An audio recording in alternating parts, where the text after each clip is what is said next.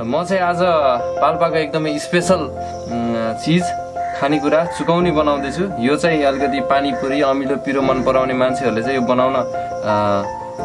बनाए हुन्छ आफ्नो घरमा। म चाहिँ आफ्नो घरमा यसरी बनाउँदैछु।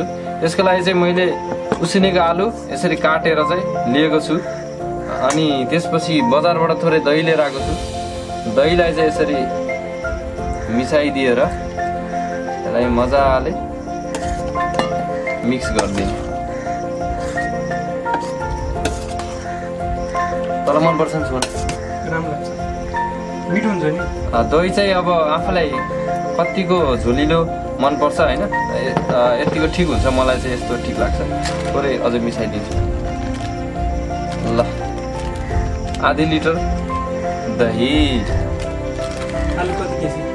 आलु मम्मी कति होला? लगभग 1 केजी।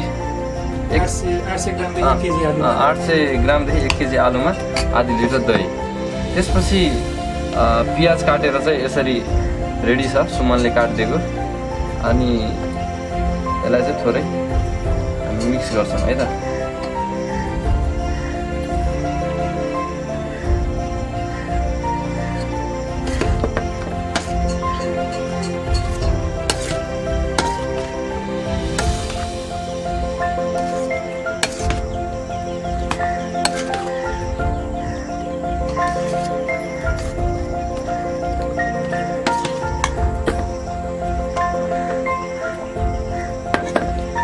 आफ्नो टेस्टको हिसाबले राख्नु होला प्याज।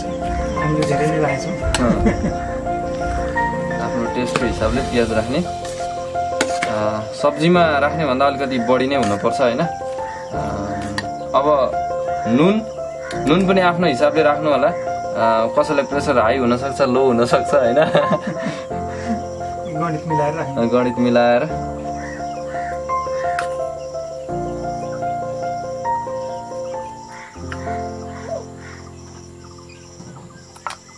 पछि चाहिँ नुन नलागेको खण्डमा पछि चाखेर फेरि राख्न मिल्छ। सो पहिल्यै चाहिँ धेरै नराख्नु होला। नुन हालिसकेपछि फेरि हामी यसलाई मिक्स गरिदिन्छौँ, मजाले मोल्दिन्छौँ होइन। अब हातले मोल्दा पनि हुन्छ।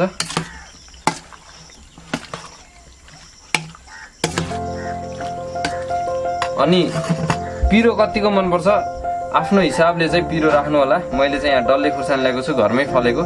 2-3 भन्दा धेरै चाहिँ हाल्न पर्दैन जस्तो लाग्छ मलाई। यो चाहिँ थोरै डल्ले खुर्सानी हालिदिन्छु। अनि यसलाई पनि हामीले मिक्स गर्छौँ। हामीले चाहिँ पियाज दही सबै कुरा चाहिँ खुर्सानी हालेर मोलिसक्यौँ। अब यसलाई चाहिँ हामीले तेल मेथीले झान्नुपर्छ है त। अब चाहिँ झान्ने प्रोसेस। हामीले चाहिँ यसरी एउटा सानो भाँडामा चाहिँ तेल ततायौँ। तेलमा चाहिँ मेथी हालेर पुऱ्यायौँ। त्यसपछि थोरै बेसार खरिसकेपछि यसरी झानिदिने। अनि झानिसकेपछि मोल्ने। 5 मिनट पनि लाग्दैन होला यसो मलाई यति बनाउन।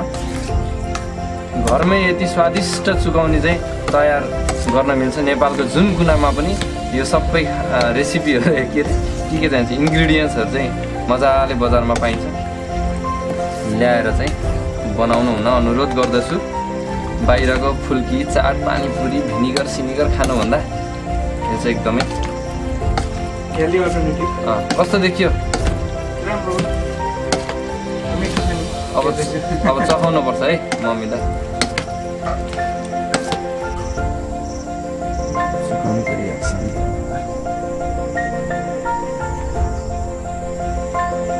यो खाँदा के गर्दैछस्? झार रहेछ कि। ल टेस्ट गर। फर्स्टमा मै हो।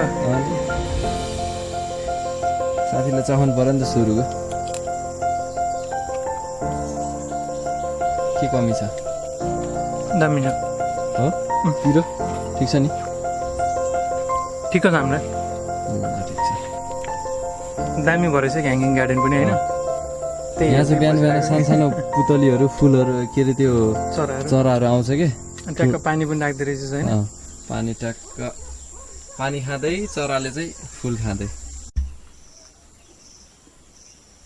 ल पिरो नहालेको चुकाउने कस्तो लाग्यो त तपाईँलाई आमा? मिठो मिठो छ बाबु।